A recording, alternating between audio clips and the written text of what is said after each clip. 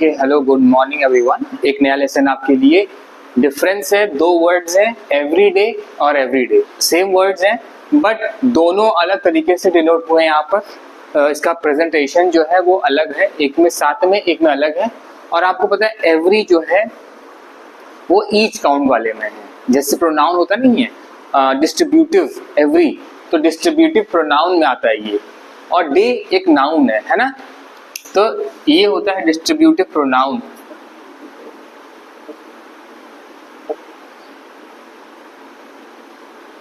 और अगर अलग अलग इसको हम लिख देंगे तो ये होता है एक नाउन, कॉमन वो भी है ना। साथ में लिख देंगे तो ये एडजेक्टिव बन जाता है ना। साथ में लिख दिया तो एडजेक्टिव। इसका अंतर आपको जानना बहुत इंपॉर्टेंट है। कहीं ना कहीं आपको सेंटेंस मिलेगा ऐसा, ठीक है, और आप कंफ्यूज ना हो इसलिए मैं आपको आज ये क्लियर कर देता हूँ। एवरीडे नॉर्मल मीन है, नॉर्मल एडजेक्टिव है एवरीडे। इस पे सेंटेंस लेंगे तो और क्लियर हो जाएगा। और एवरीडे का अलग अलग का मतलब है कि वो एडवर्बल फ्रेज के रूप में लिया गया। एक दो वर्ड्स हैं जो साथ में आ रहे हैं, जैसे कीप आउट, गो आउटसाइड और पुट इट, है ना, पुट ऑफ। तो ये सब फ्रेज है ना। तो ऐसे दो वर्ड जब साथ में आते हैं तो फ्रेज के रूप ले लेते हैं। तो ये एक तरह का एडवर्बल फ्रेज है, ठीक है। अब कैसे इसको हम लोग करेंगे? Adverbial phrase means same as each day. ये नॉर्मल है, ये दिनचर्या है। और ये रोज का, कहते हैं रोज का, ये वो चीज है। देखिए सेंटेंस में एवरी डे, पहले ये सेंटेंस लिया, I walk to school every day. ये है डिस्ट्रीब्यूटिव प्रोनाउन के साथ एडवर्ब फ्रेज है कि मैं स्कूल रोज जाता हूँ। I walk to school every day का मतलब है कि मैं पैदल स्कूल जाता हूँ जब भी मैं स्कूल जाता हूँ। अब आप सोचिए संडे को शायद ना जाते हो, मगर जब भी जाता हूँ तो आई वॉक टू स्कूल। तो सेकंड सेंटेंस क्या लिया है? Don't worry about it, don't worry about it, it's an everyday occurrence. Occurrence का मतलब होता है जो हो जाता है रोज, एक एक्टिविटी जो रोज हो रही है। जैसे मान लीजिए आप घर से बाहर निकले और पूरा कूड़ा जो आपके घर के बाहर ही लगा हुआ है, पूरा जो है लोकेलिटी आपकी कूड़ा एक जगह फिरने शुरू कर दी, आप परेशान हो गए, अब तो ये रोज का हो गया है। तो वो बात वाली ये है एवरीडे यहाँ पर। तो वो बात जो है वो एवरीडे से जुड़ी हुई। तो don't worry about it, it's an everyday occurrence. तो ये वाला एवरीडे एडजेक्टिव है क्योंकि पर्पसली किसी नाउन की मदद कर रहा है, ठीक है। तो अबाउट इट, तो इट का इस्तेमाल हुआ है, कोई बात कही जा रही है जो कि नॉर्मल थिंग है, तो हमने बताया थिंग के लिए इट का इस्तेमाल भी होता है।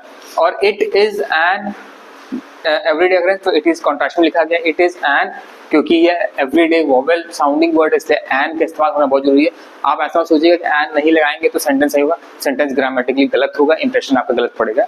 तो एन का इस्तेमाल जरूर करिएगा। इट्स एन एवरीडे अकरेंस, ये रोज का है। तो मुझे लगता है ये दोनों पॉइंट्स आपको एकदम क्लियर है सेंटेंस के रूप में, और इनको याद मत करिएगा। आपके सामने कभी आएगा तो आप इस वीडियो को वापस से बार चेकआउट करिएगा, तो आपको पता लग जाएगा कि वहाँ पर ऐसा क्यों है, अलग लिखा हुआ है।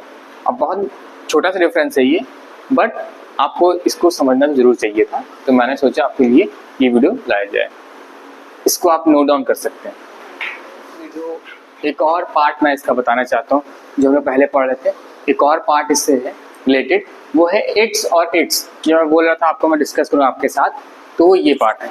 ओके, तो इट्स जैसा इससे पहले मैं बात कर रहा था एवरीडे, वैसे ये इट्स और इट्स से सेम प्रोनाउंसिएशन है बट डिफरेंट यूज है। देखते हैं ग्रामर में इसका क्या रोल है।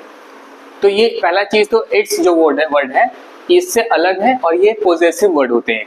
पोजेसिव, जब किसी जानवर का हम जेंडर नहीं जानते हैं तो हम जानवर के लिए इट का इस्तेमाल करते हैं। इसीलिए कि इट का इस्तेमाल इसलिए क्यों करते हैं, जैसे हमारे घर में कोई पालतू जानवर है, वो हमको पता है वो क्या है, तो उसके लिए हम शी का इस्तेमाल कर सकते हैं, ही का इस्तेमाल कर सकते हैं। बट वो पालतू नहीं है, सड़क पे कोई मिल गया या आउटसाइड ऑफ द हाउस कोई मिल गया कोई जानवर, तो हम उसके लिए इट का इस्तेमाल इसीलिए करते हैं क्योंकि हमको जेंडर पता नहीं रहता है। और दूसरी चीज, इट का इस्तेमाल चीज़ों के लिए, बातों के लिए करते हैं, और पॉजेसिव बातों के लिए करते हैं। और इट इज एक शॉर्ट फॉर्म है, इट्स शॉर्ट फॉर्म है, कॉन्ट्रैक्शन वर्ड है इट इज का। इट इज का, तो सेम यूज कर सकते हैं, बट यहाँ पर पोजेशन बताएंगे, यहाँ पोजेशन नहीं बताना, एक सिचुएशन बतानी, ठीक है। अब देखिए, it's the cat ate its food, बिल्ली ने अपना खाना खा लिया, ठीक है। अब इट्स एक सिचुएशन बताई जा रही है, खाना खा लिया, तो अब कैट के लिए हम ही और शी का इस्तेमाल इसलिए नहीं करेंगे, हमको पता नहीं है कि कैट की जेंडर क्या है, सेंटेंस फ्रेम कर रहे हैं, है ना। उसके बाद इट्स, तो ये होता है इट इज, तो इट्स ऑलमोस्ट क्रिसमस हम बोलते हैं, तो बोलते हैं इट इज ऑलमोस्ट क्रिसमस, ये एक सिचुएशन हो गई, है ना। तो इसमें इट्स का दोनों का अलग यूज है, अलग फॉर्मेशन है, प्रोनाउंसिएशन सेम है ना।